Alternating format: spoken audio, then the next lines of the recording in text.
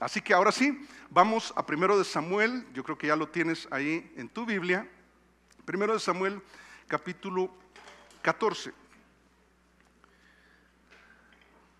En el capítulo anterior vimos cómo Israel se mete en problemas.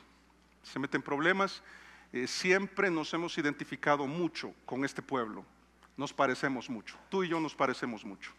Especialmente en las ocasiones en que, ya sea consciente o inconscientemente, tomamos la decisión de vivir a nuestra manera y no a la manera de Dios. A veces por ignorancia, a veces por rebeldía, a veces por soberbia. Pero independientemente de esto, las consecuencias se hacen sentir, y básicamente el capítulo 13 se encargó de ver cómo Saúl es un mal líder, y aprendimos que no hay manera de dirigir bien a otros si tú no te diriges bien.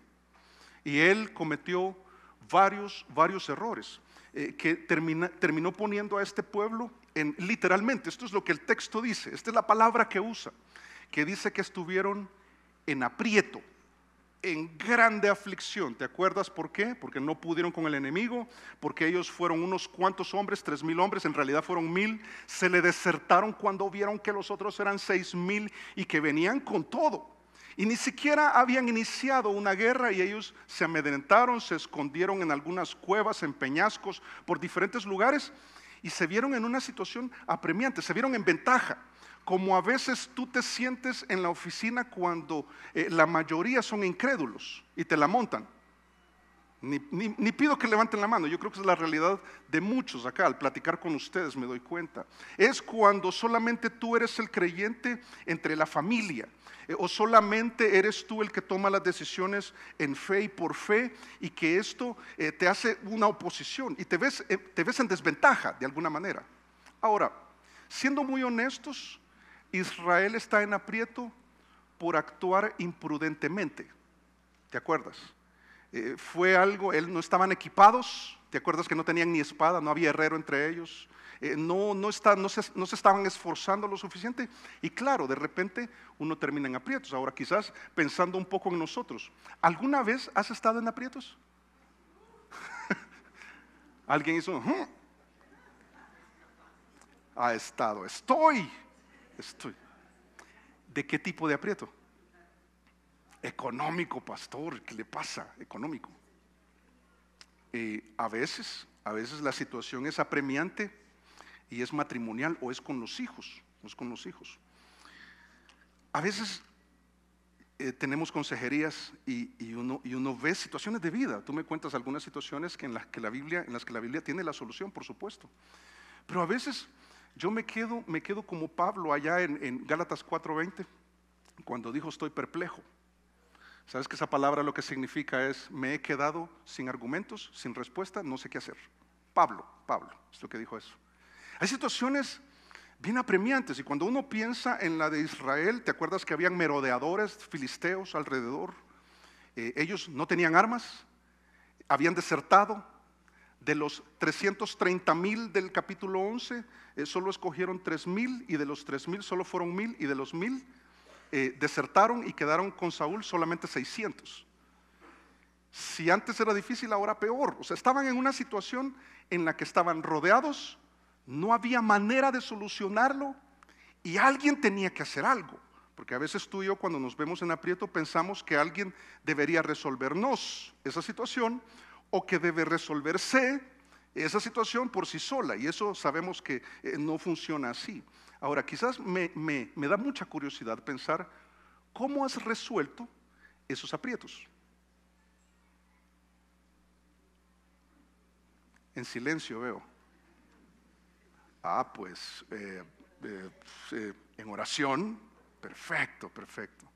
Un préstamo, pastor. La tarjeta de crédito, así es como he resuelto. O he resuelto enojándome, porque yo no quiero que toquen ese tema, porque ya de por sí es muy estresante. Entonces yo lo que hago es que yo no soporto, yo no quiero que me digan nada. Otros han resuelto huyendo, igual que el pueblo de Israel, que ante la situación en la que se vieron en desventaja dicen yo no quiero lidiar con eso, yo no quiero estar cerca de ese problema, yo quiero estar tan lejos como es posible y que se resuelva solo. Y esto es incorrecto. La vida no funciona así. La vida en general, la vida cristiana no es la excepción. Sabes que Henry Ford, el fundador de, obviamente, los vehículos Ford, él murió en 1947, pero nos regaló varias frases antes. Y él dijo, la mayoría de las personas gastan más tiempo y energía en hablar de los problemas que en resolverlos. Y yo pensé, qué interesante lo que este hombre plantea. Un pensamiento de alguien que le vino a la mente al observar el comportamiento humano y dice, yo no sé si tú y yo estamos gastando más tiempo solo hablando de los problemas, de aquello que nos aflige, de lo que nos despierta a las 3 de la mañana, que no sea el cortisol elevado, sino los problemas y el dolor de cabeza y la migraña y el estrés y entonces el temperamento y los créditos y el crédito para cubrir el crédito del otro crédito que tenía, para el crédito que tenía que solventar y qué terrible, qué terrible. Alguien tenía que hacer algo y cuando leemos el capítulo 14 nos damos cuenta de quién fue el que resolvió. Y creo que la respuesta es obvia. Dios. Fue Dios. O sea que Dios me va a resolver el problema. ¿Dios puede resolver el problema? Claro, claro. Pero algo vas a tener que hacer tú.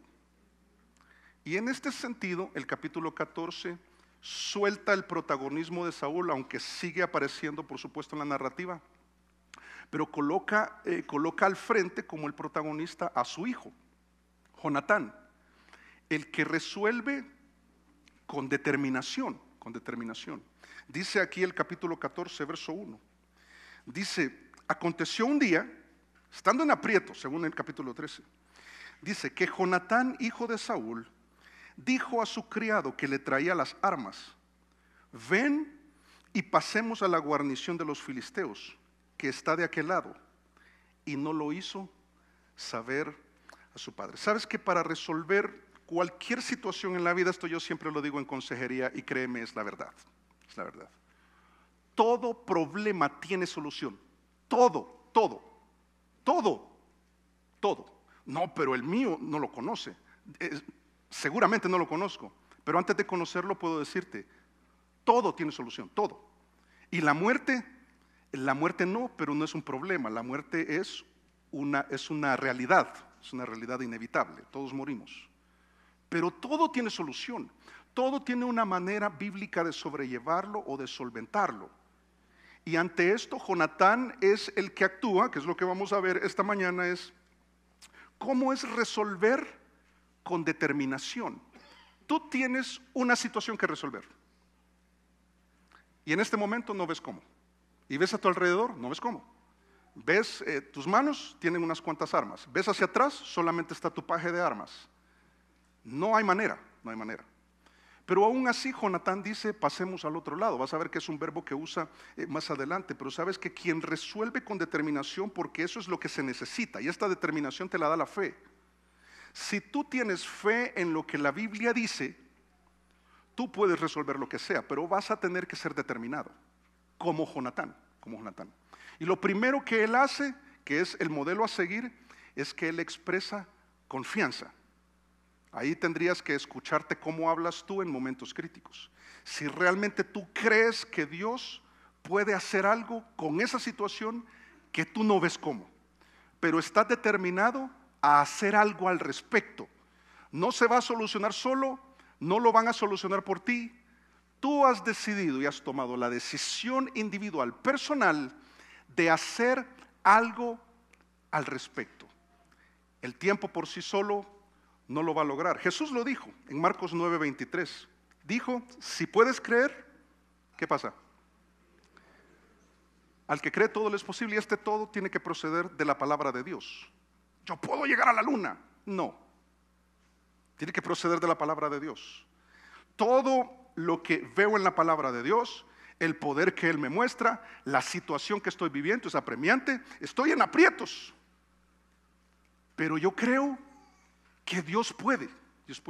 Ahora lo interesante es que Jesús lo que dice es, si puedes creer. Obviamente la pregunta es, ¿crees? ¿Crees que Dios puede hacer algo en esa situación que está viviendo? ¿Crees? ¿Sí? ¿Sí crees? Ok, ok. Uno piensa, yo creo que Dios puede, pero entonces cometemos este error. Dios puede, pastor. No, mire, la palabra de Dios dice que sí, entonces Dios puede, Dios puede. Ok, ¿qué has hecho al respecto? Nada, nada. Es que Dios es el que puede, yo no puedo. Error, error. Jonatán toma ese asunto y establece una finalidad. Fíjate, ahí en el verso 1 vamos a leer varios versos a continuación. Dice: aconteció un día que Jonatán, hijo de Saúl, dijo a su criado que le traía las armas: ven y pasemos a la guarnición de los filisteos. Son los enemigos. Dice que está de aquel lado. Y no lo hizo saber a su padre. Y Saúl se hallaba al extremo de Gabaa, debajo de un granado que hay en Migrón. Y la gente que estaba con él era como 600 hombres. Y Ahías, hijo de Ahitub, hermano de Icabod, hijo de Finés, hijo de Elí, sacerdote de Jehová en Silo, llevaba el efod. Y no sabía el pueblo que Jonatán se hubiese ido. Lo que dice es, Jonatán toma la iniciativa y dice: ok, Dios puede hacer algo al respecto, pero yo tengo que hacer algo al respecto. Y sobre eso que hay que hacer algo al respecto, yo he tomado la decisión, y se lo comunica a su paje de armas. Es curioso que no se lo dijo a su padre, ¿notaste? ¿Por qué? ¿Por qué? Yo digo, se lo comunicó al que le ayudaba con las armas. ¿Te acuerdas que solo Saúl y Jonatán tenían espada? Los demás lo que tenían eran palas, rastrillos, asadones, no tenían armas. Y dice: yo voy a hacer algo al respecto. Y le dice a su paje: si me acompañas, vamos. Y vas a ver que el paje también tomó un protagonismo tremendo, el que le llevaba las armas. Dice: listo, vamos, vamos. Pero no le digamos a nuestro papá. Yo creo, fíjate, que tiene que ver con algo que sucedió en el capítulo 13. Yo te lo he puesto ahí en versos 2 y 3, donde eran, ¿te acuerdas que eran 3,000? ¿Y cuántos fueron a la batalla? 1,000. ¿Quiénes fueron? Los de Jonatán. ¿Y los 2,000 del Saúl? ¿Dónde se quedaron? En Gabaa. Yo pienso, ¿por qué me voy a hacer acompañar de alguien que no tiene la fe? Mi papá no comparte mi fe. Yo he tomado una determinación por fe. Creo que Dios puede, voy a hacer algo al respecto. Pero mi familia no va a entender. Mire, pastor, yo estoy viniendo a la iglesia porque yo creo que Dios puede con esta situación y aquí aprendo qué es lo que debo hacer. La Biblia me lo muestra. Pero mi familia no. Mis amigos no. Hay mucha gente que no tiene esta fe, por tanto no tiene esta determinación. Quiere que el asunto se resuelva solo. Y para muestra, en el verso 2 y 3, dice que este Saúl se había quedado en Gabaa. O sea, él estaba en la retaguardia. Él estaba esperando que la situación se solventara por sí sola. Y Jonatán dice: con alguien así, yo no, porque me va a retrasar. ¿Para qué le voy a comunicar? Y vas a ver qué interesante lo que sucede más adelante en esa relación. Pero lo tremendo es que cuando tú llegas a ese punto, tú dices: no, mi matrimonio necesita algo de mí, demanda algo de mí. No pienses en el otro, por favor, piensa en ti, piensa en ti. ¿Qué debo hacer yo que le estoy dando largas? Debo iniciar una plática, debo dar un perdón, debo pedir un perdón, debo mostrarme humilde.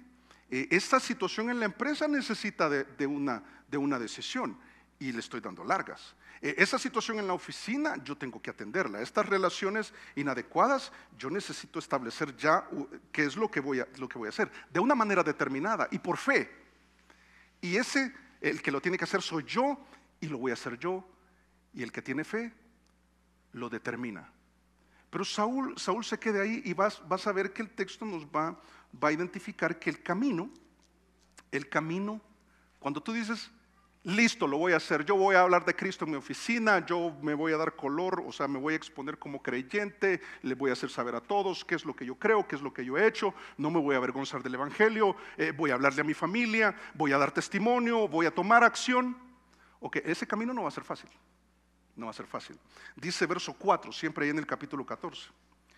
Dice: y entre los desfiladeros por donde Jonatán procuraba pasar a la guarnición de los filisteos, había un peñasco agudo de un lado y el otro del otro lado. Y el uno se llamaba Boses, y el otro Sene. Uno de los peñascos estaba situado al norte, hacia Micmas, y otro al sur, hacia Gabaa. Para que entiendas toda la terminología que usa, yo he usado esta foto que de hecho es Micmas, es hacia Micmas. O sea, probablemente es exactamente el lugar al que se refiere. Donde el desfiladero es este paso estrecho y profundo. Me llama la atención que Jesús dijo que aquellos que quieran seguirlo deben pasar por la puerta estrecha. Okay. Ser creyente no es fácil. Creerle a Dios no es fácil. Confiar en Él no es fácil. Y tomar acción de manera determinada sobre esa fe no es fácil, no es fácil, es un camino angosto. Pero lo interesante es el nombre de los dos peñascos, es decir, los dos lugares. Uno de ellos era Boses, que significa que refleja luz, y es que la característica de este lugar, probablemente has estado en un lugar así, es que cuando el sol se levanta en su mejor fulgor arriba del mediodía e impacta sobre las rocas, se vuelve hasta rojizo, porque se ilumina bastante, es un lugar que refleja luz. Curioso porque la Biblia dice que los creyentes somos como piedras vivas, y también dice que somos los que reflejamos su luz. No tenemos luz propia, la reflejamos. Pero por el otro lado, Sene significa espinoso, porque aquí nos está planteando, por supuesto, un escenario geográfico, pero para que entendamos un escenario espiritual. Es que cuando tú te determinas a ser un buen papá, el camino va a ser espinoso, pero va a estar lleno de luz. Es que va a ser difícil disciplinar a los hijos todas las veces que lo requiera. Va a ser difícil darles el ejemplo que ellos necesitan para que ellos caminen en el camino del Señor. Va a ser difícil que te deshagas de todas esas tarjetas de crédito y de esa manera impulsiva de gastar. Va a ser difícil, va a ser espinoso. El matrimonio puede ser que para salir de la situación en la que estás, tú tienes que creer y tú tienes que ser determinado en hacer lo que a ti te corresponde, no lo que el otro. Saúl está en Gabaa, cómodo. Ahí está cómodo, inactivo, esperando que se solucione, que el tiempo pase. Pero Jonatán dice, no, así no se resuelve nada. Yo voy a tomar un camino espinoso, aunque lleno de luz, la luz de su palabra, y voy a pasar por ese desfiladero. Sabes que eso era bien arriesgado, porque militarmente las guarniciones lo que hacían es colocarse en los lugares más altos, porque obviamente una lanza es más fácil hacia abajo, un arco, una flecha, o atacar, incluso hasta con piedras, pero hacia arriba tiene la total desventaja. Estaba poniéndose incluso en una situación de desventaja, y algunos así creen, fíjate. No se determinan por fe a actuar, porque eso me va a poner a mí en desventaja. Se van a aprovechar de mí, hermano. Y yo debo ser muy claro, probablemente. Pero la situación, ese aprieto en el que podrías estar, no se va a solucionar a menos que tú seas determinado. Lo que tú tengas que hacer, hay que hacerlo. Toca hacerlo. Y en medio de todo eso, este Jonatán hace una expresión tremenda, porque dice en el verso 6, entendiendo ahora todo el concepto, él está expresando confianza. Él dice, yo tengo que hacer algo y lo voy a hacer basado en quién es mi Dios. Pero aquí hace unas expresiones, unas declaraciones interesantes. Dice el verso 6, dijo pues Jonatán a su paje de armas, ven, pasemos a la guarnición de estos incircuncisos. A mí me gustaría que tuviera un signo de exclamación, pero no lo tiene. Pero incircunciso es obvio que no tiene la circuncisión como la señal del pacto entre Dios e Israel. ¿Sabes qué está diciendo? Vamos delante de estos que no tienen la relación con Dios que tenemos nosotros. Ellos no tienen al Dios que tenemos nosotros. Ellos tienen una religión y mucho paganismo, tienen creencias equivocadas. Nosotros somos el pueblo de Dios. Y entonces él dice, vamos donde estos incircuncisos. ¿Qué les pasa, verdad? Dice, quizá haga algo Jehová por nosotros, pues no es difícil para Jehová salvar con muchos o con pocos. Y entonces uno piensa, uy, no, este Jonatán tiene una mentalidad poderosa, ese man así quisiera ser yo. No era su mentalidad, aunque había una mentalidad que tenía una fuente escritural. Lo que está planteando Jonatán no es el pensamiento positivo, es tú puedes. Y la disciplina y determinación, logras las cosas, y la programación neurolingüística, autoprogramación, si lo dices, entonces sucede. No, hagamos todo eso a un lado, porque eso no es. Es que Jonatán hace referencia, creo yo, hay más versos, pero creo que esencialmente a estos dos. Recuérdate que la ley estaba a disposición, y entonces Deuteronomio 28:7 dice, Jehová, ¿qué dice?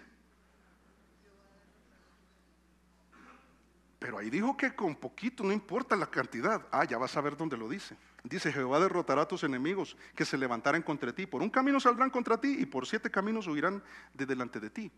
Pero lo curioso es lo que le dice también después. Dice, las probabilidades humanas, Dios puede obrar por sobre todo eso. Sabes que Levítico 26, verso 8 dice, 5 de vosotros perseguirán a 100, y 100 de vosotros perseguirán a 10,000. Y vuestros enemigos caerán a filo de espada delante de vosotros. Pero voy a quedar en desventaja si yo tomo determinación y el otro no. Probablemente. Pero entonces no me conviene. Probablemente. Pero Dios puede obrar a través de eso, seguramente. Porque de todos en casa, eres tú el que cree, expresa la confianza, y esa confianza se materializa en una mentalidad que procede de la palabra de Dios, donde Dios dice lo que tengo que hacer y yo creo que eso que me pide que haga, eso debo hacer, y ya, sin demoras.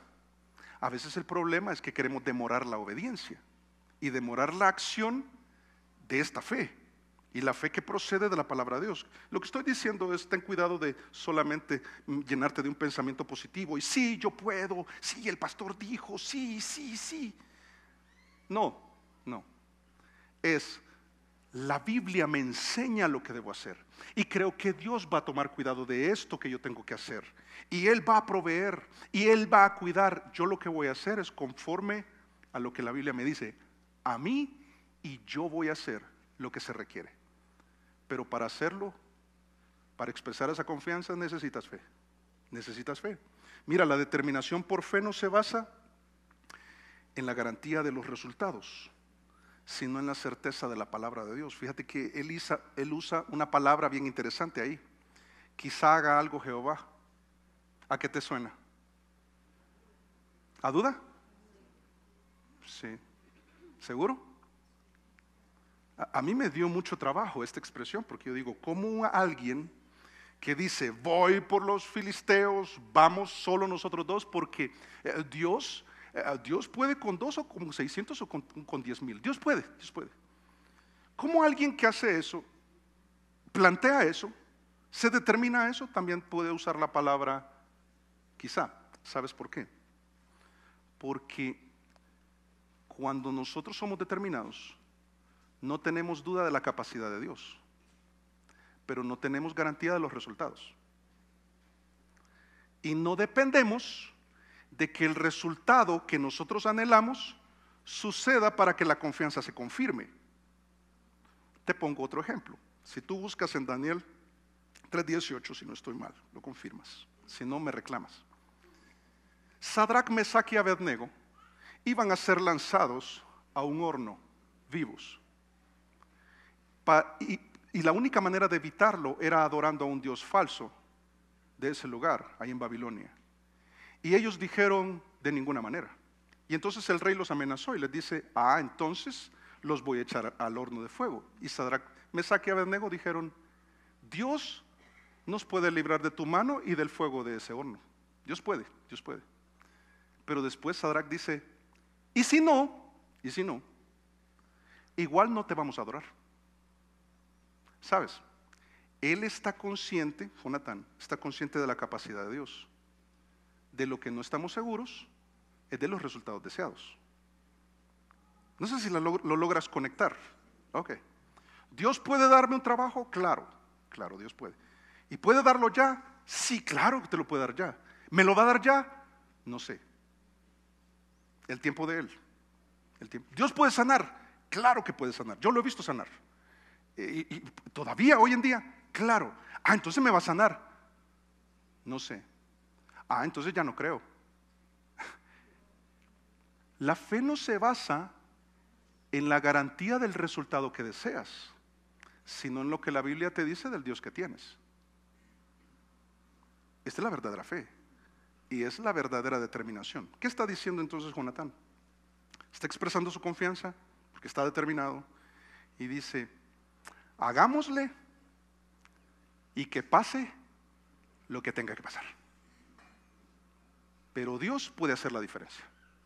Y entonces lo que viene es que vamos a evidenciar congruencia. Dice acá el verso 8. Tremendo, ¿verdad? Tremendo. Qué fe. Dice verso 8. Dijo entonces Jonatán. Aquí aparece el verbo otra vez, mira, pasar. Vamos a pasar a esos hombres y nos vamos a ocultar de ellos. ¿Dice eso? Nos mostraremos. ¿Cuántos eran?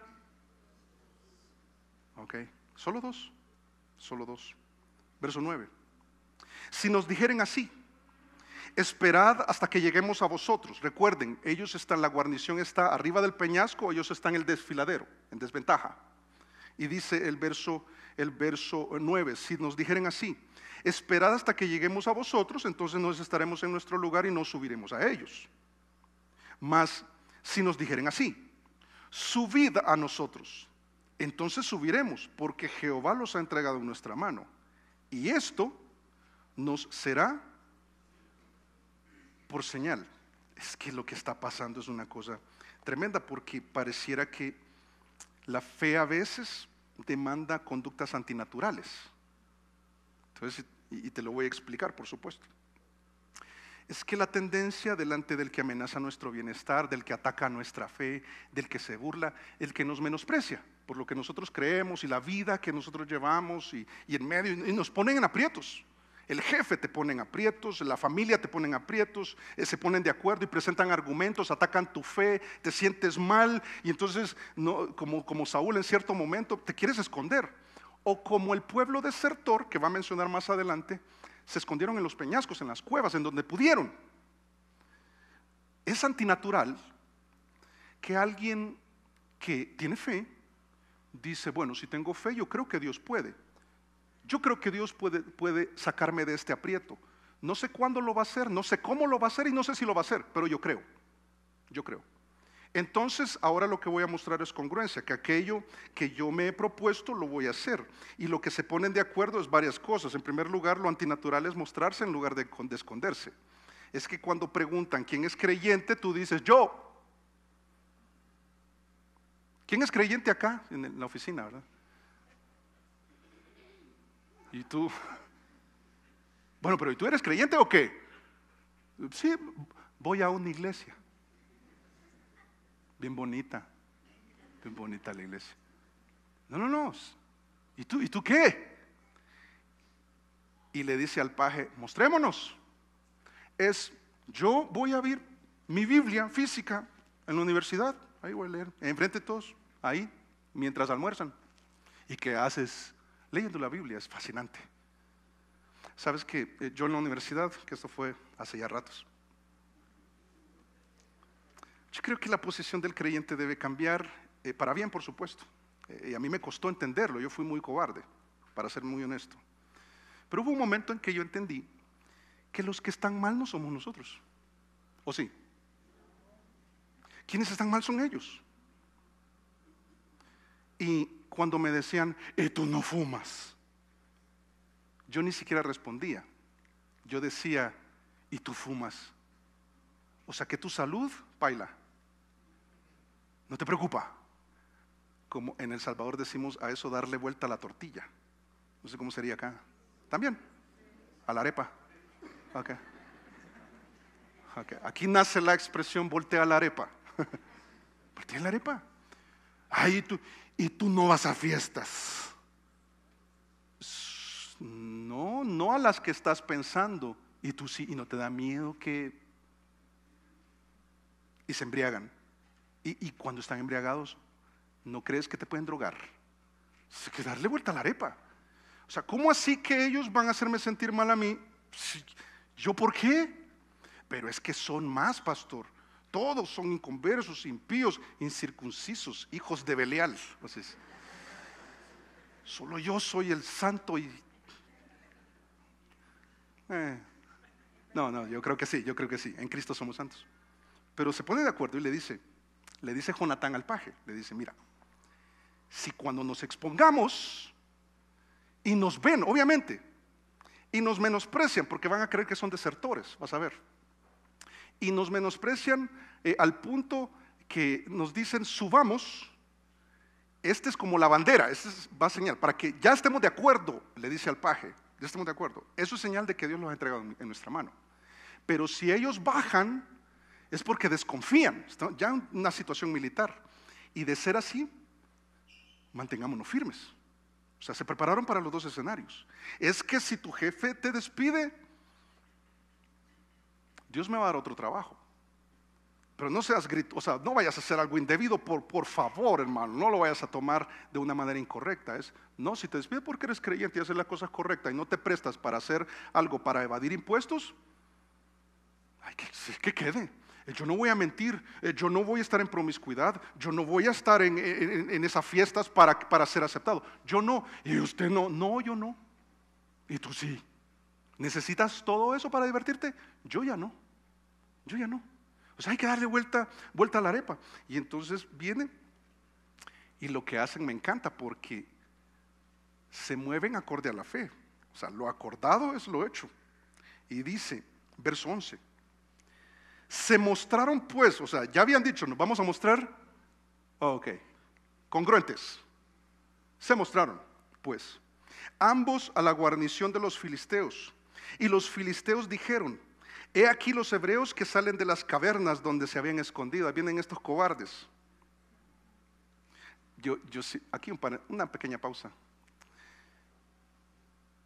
Que lejos sea de nosotros que los incrédulos, que de alguna manera se dan cuenta que somos creyentes, ahí viene el cobarde, ahí viene el que se esconde, ahí vienen los que están escondidos y menosprecian, y no saben lo que viene. Dice, verso 12, y los hombres de la guarnición respondieron a Jonatán y a su paje de armas y dijeron, subid a nosotros, os haremos saber una cosa. Entonces Jonatán dijo a su paje de armas, sube tras mí, porque Jehová los ha entregado en manos de Israel.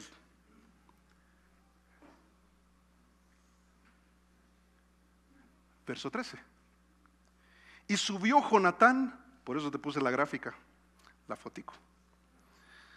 Y subió Jonatán trepando con sus manos y sus pies, y tras él su paje de armas. Y a los que caían delante de Jonatán, su paje de armas, que iba tras él, los mataba. Y fue esta primera matanza que hicieron Jonatán y su paje de armas, como 20 hombres, y ellos eran solo 2, en el espacio de una media yugada de tierra. Una media yugada de tierra es como el tamaño de una cancha de fútbol. Es decir, que huyeron, se esparcieron y en el momento crucial, lo que dijiste que ibas a hacer, lo haces. Es en el momento de la pelea conyugal, dijiste voy a ser humilde, y en ese momento que es donde más cuesta y valor se requiere, lo haces. En ese aprieto tan terrible que lo que sabes que tienes que hacer es perdonar, lo haces en el momento adecuado. En el momento en que dijiste que en tu cumpleaños le ibas a compartir tu fe a toda tu familia, y llega el momento y se presenta y te dan hasta micrófono, porque está un karaoke ahí o algo, yo no sé. Y entonces en lugar del karaoke, apague por favor, yo quiero compartirles algo, porque yo dije, o sea, yo me determiné que iba a hacer algo al respecto. El evangelio puede llegar a la vida de los demás y yo no me voy a esconder, yo me voy a mostrar. Yo le voy a creer a Dios. No sé qué va a pasar, pero sé que Dios tiene el control. Yo le creo a Dios, y esto que me dice en su palabra, yo estoy convencido de que eso es lo que me va a sacar de este apuro, de este aprieto.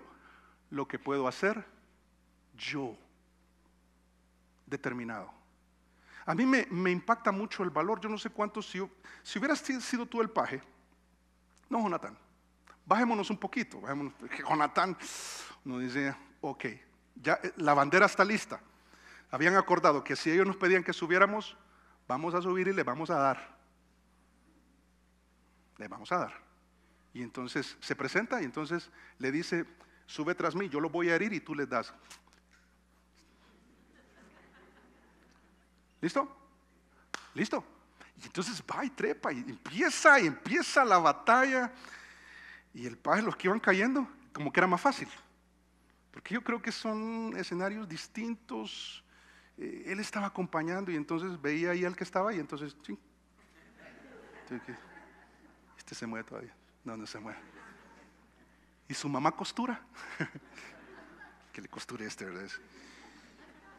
Iba detrás.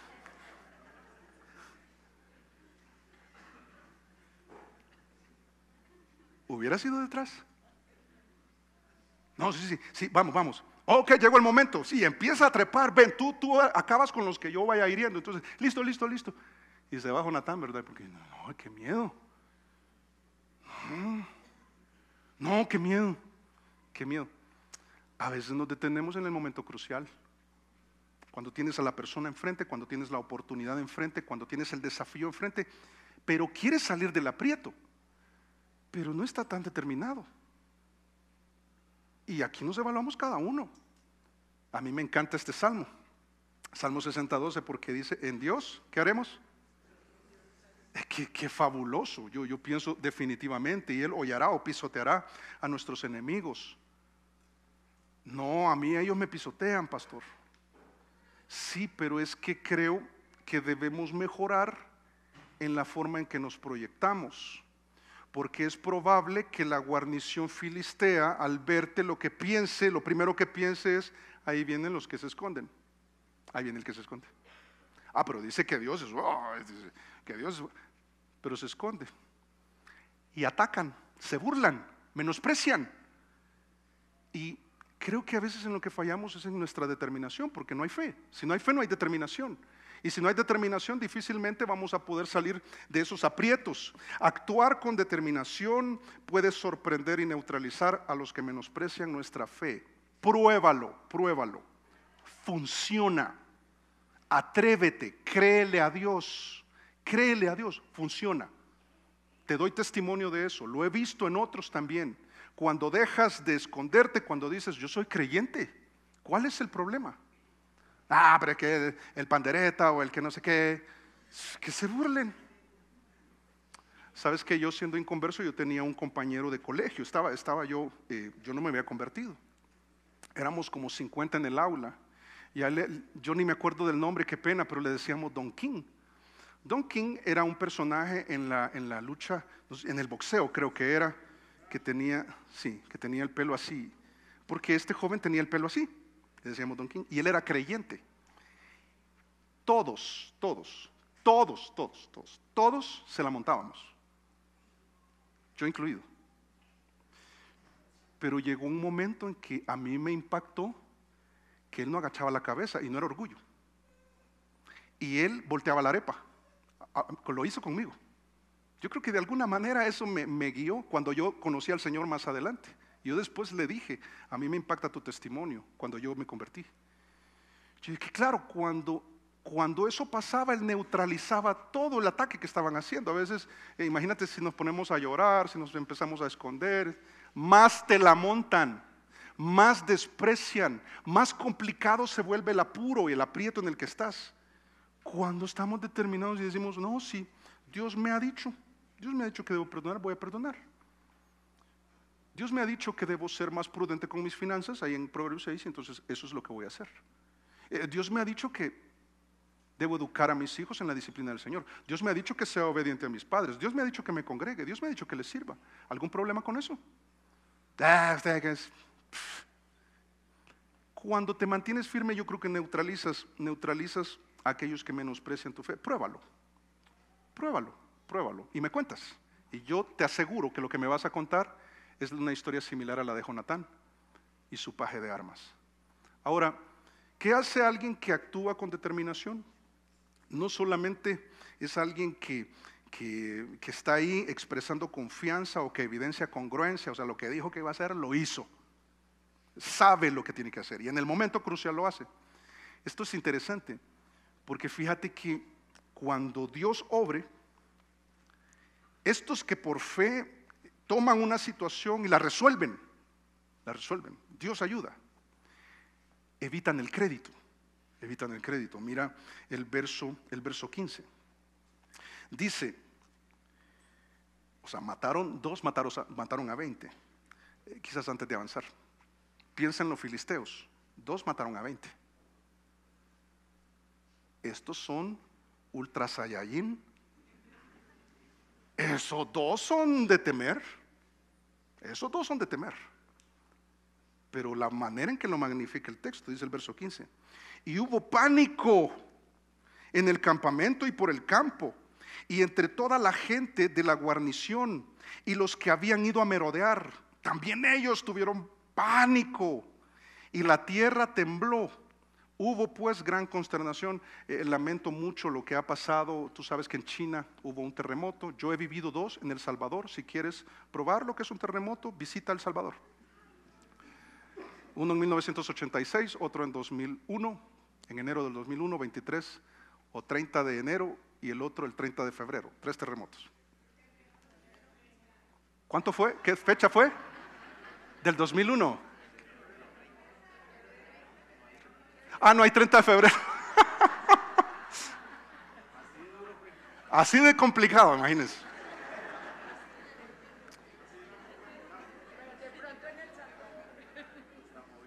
¿Qué te da pánico a ti? ¿Qué te da pánico?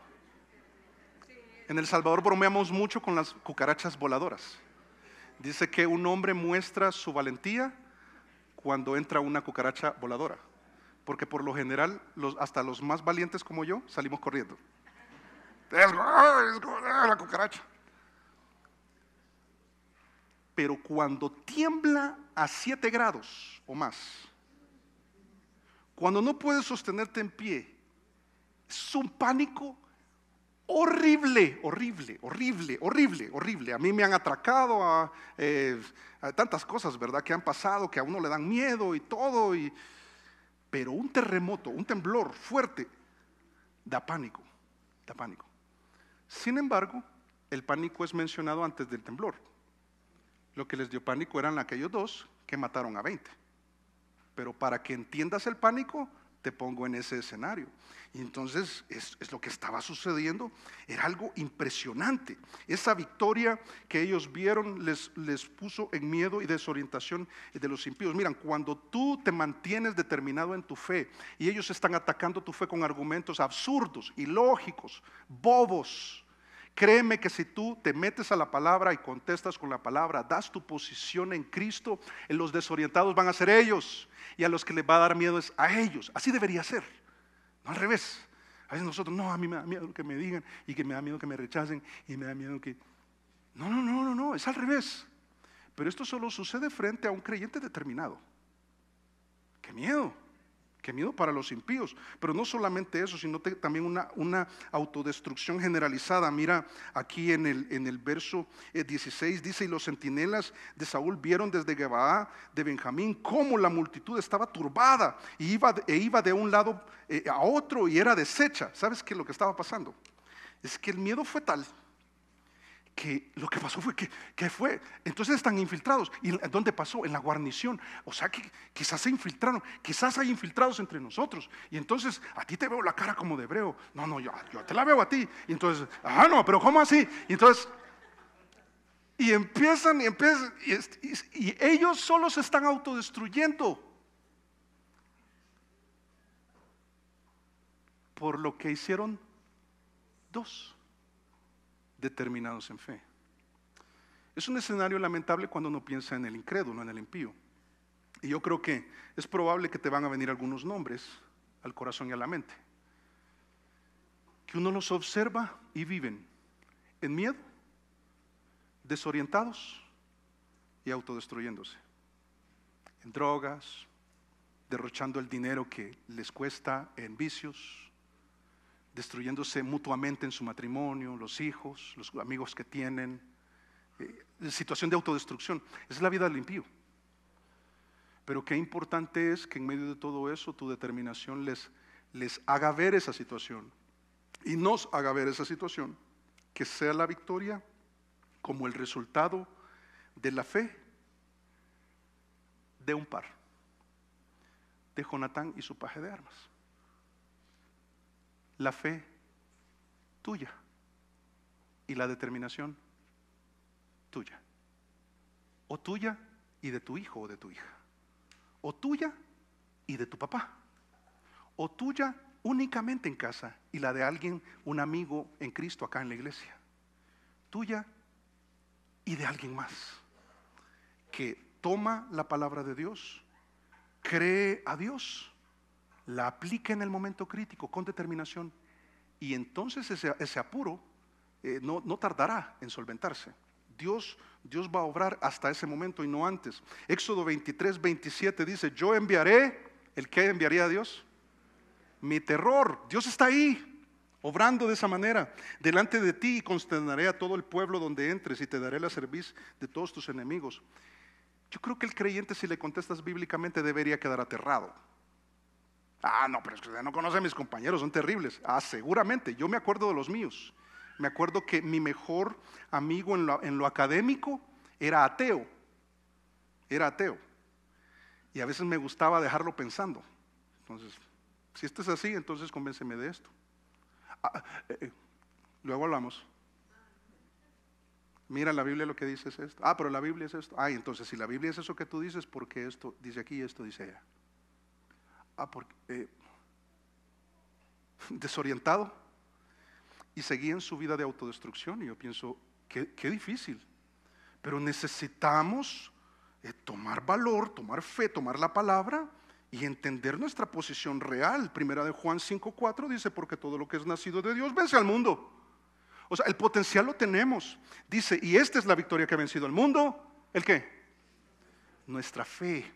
El mundo se refiere a esta corriente que va en contra de la voluntad de Dios y que te arrastra y a veces te hace esconderte y te mete en apuros y por algunas imprudencias. Pero llega un momento en que dices: no. Yo tomo la palabra de Dios, le creo a Dios, expreso confianza, evidencio congruencia. Mi cristianismo es diferente, hago lo que digo que voy a hacer.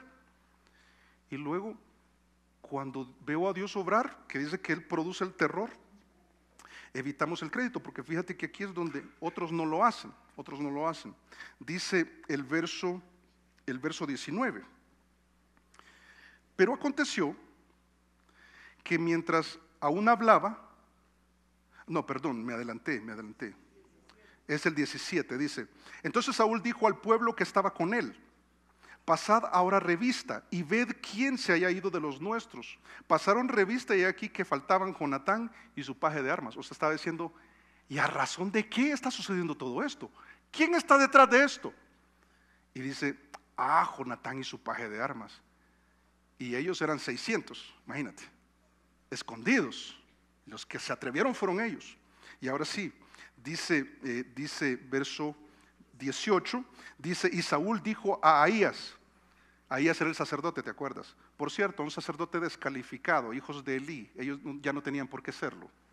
Usted se lo inventó ahí un sacerdocio y pero yo no califico. No importa, usted es mi sacerdote, para que veas lo que está pasando ahí. Dice: Saúl dijo a Ahías: trae el arca de Dios, que te acuerdas que lo usan como un amuleto para ganar batallas, religiosidad. Dice: porque el arca de Dios estaba entonces con los hijos de Israel. Pero aconteció que mientras aún hablaba Saúl con el sacerdote, el alboroto que había en el campamento de los filisteos aumentaba. O sea, se estaban dando, pero duro, e iba creciendo en gran manera. Entonces dijo Saúl al sacerdote: detén tu mano. ¿Sabes que lo que se ve ahí es a un Saúl buscando el mérito? ¿Qué está pasando? No, que se están peleando. ¿Y por qué? Es que dos como que atacaron. ¿Y quiénes son los dos? No sé. Pasemos revista, a ver. ¿Y quién no vino al culto hoy? Entonces, presente. Jonatán. Estos. No, pero para que también nosotros nos llevemos algo de mérito, traigamos al sacerdote y pidámosle que saque el del efod y consulte a Dios y diga que por la mano de Jehová está pasando todo eso. Y cuando pregunten, que Saúl dijo, y traigamos el arca del pacto, porque es la presencia de Dios. Y mira, mucha religiosidad. Sabes que a veces nosotros, la religión es así, la religión busca el mérito. Por eso las obras, hasta para ir al cielo. Por eso la salvación no es por obras, según Efesios 2, 8 al 10. La salvación no es por obras. Pero a veces nosotros, cuando vemos a Dios obrar, no hemos sido determinados. Y estamos como Saúl esperando que alguien haga algo. Entonces alguien hace algo y entonces la cosa como que, hey, está mejorando. Entonces, porque yo estoy esperando a que alguien haga algo. Yo estoy esperando, pastor, yo estoy esperando que ella tome la iniciativa. Y ella dice, no, pero yo estoy esperando que tú la tomes. Y entonces los hijos están esperando que los padres y viceversa. O sea, que alguien. Pero cuando alguien toma la determinación y Dios empieza a obrar a razón de eso, pero yo oré. Yo es que estuve en ayuno y oración, doblando mis rodillas al Señor. Y siendo humilde. No, pero ¿y determinado? No, tampoco. ¿Y qué hiciste? Nada, solo estaba orando, pastor, orando. Y yo creo que orar es importante.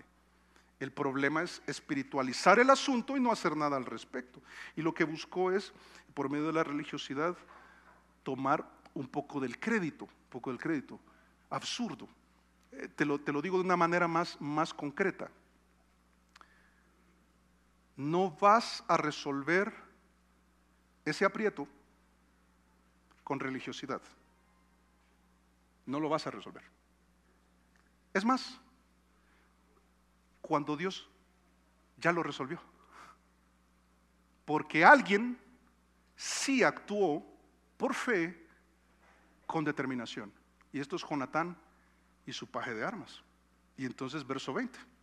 Dice, y juntando Saúl a todo el pueblo que con él estaba, llegaron hasta el lugar de la batalla, y he aquí que la espada de cada uno estaba vuelta contra su compañero. Y había gran confusión.